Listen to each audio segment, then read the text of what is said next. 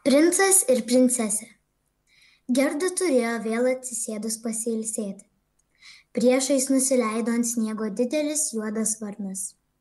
Ilgai žiūrėjo į mergaitę, linguodamas galvą ir paskui prabilo. Kar, labas.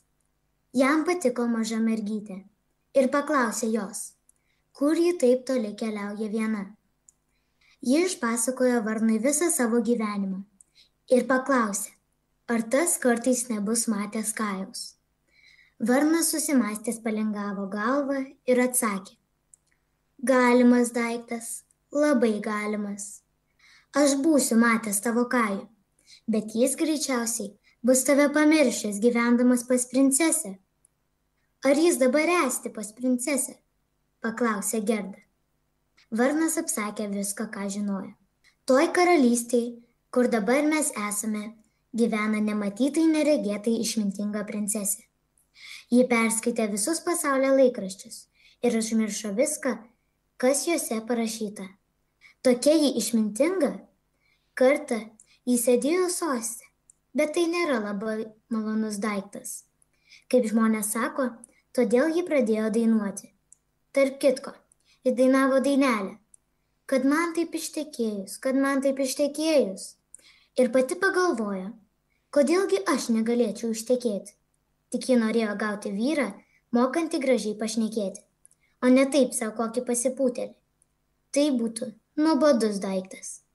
Gali patikėti, kad kiekvienas mano žodis yra tikriausiai tiesa, pridėjo varnas. Aš tai žinau iš savo sužadėtinės. Ji yra prijaukinta, viską mato, viską girdi, kas rūmuose darosi. Jos sužadėtinė buvo irgi varna, nes kiekvienas ieško savo pačios panašios į save. Ta diena išėjo laikraščiai su apvadais iš širdžių ir su princesės parašu. Ten buvo parašyta, kad kiekvienas patogus jaunikaitis gali ateiti į rūmus ir pašnekėti su princese. Ir tas, kuris mokės elgtis kaip namie ir gražiausiai pakalbės, bus jos vyras. Visai tiesa, sakė varnas, čia taip tikra, kaip mane gyvą matai. Jauni vyrai iš visų pusių plaukte plaukė. Baisus buvo susigrūdimas ir stumdymasis, bet niekas nelaimėjo nei pirmą, nei antrą dieną. Kol stovėjo gatvėje, jie visi kalbėjo gerai, o tik peržengs rūmus, tuojau išsigąsta. Priėję prie sosto, kur sėdi princesė, jie tiesiog netenka žado, tik tai kartoja paskutinius jos žodžius, o tas kartojimas jai visai netiko. Visi tylėjo, tartum būtų jiems liežuvį kas ištraukęs, o išėję į gatvę vėl mokėjo kalbėti. Aš pas ten buvau ir viską mačiau. O Kajus? Kajus? Paklausė Gerda.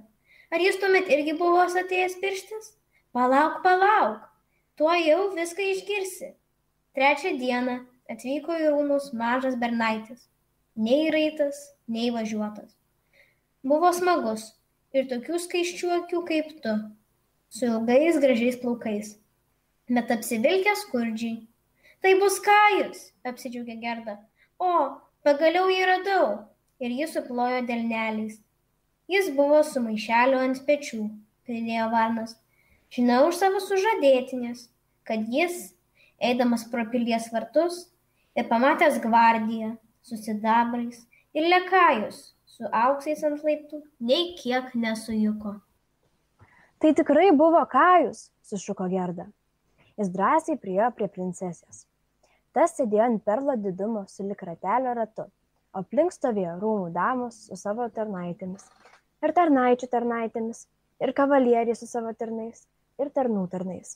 Tie vėl dar turėjo savo samdinius. Tai baisu turėjo būti, pasakė Gerda, o vis dėlto Kajus gavo princesę. Kad nebūčiau varnas ir aš būčiau ją gavęs, nors esu susižadėjęs. Jis pradėjo kalbėti su princese ir kalbėjo taip gerai, kaip aš kada varniškai kalbu, tai bent sakė mano sužadėtinė.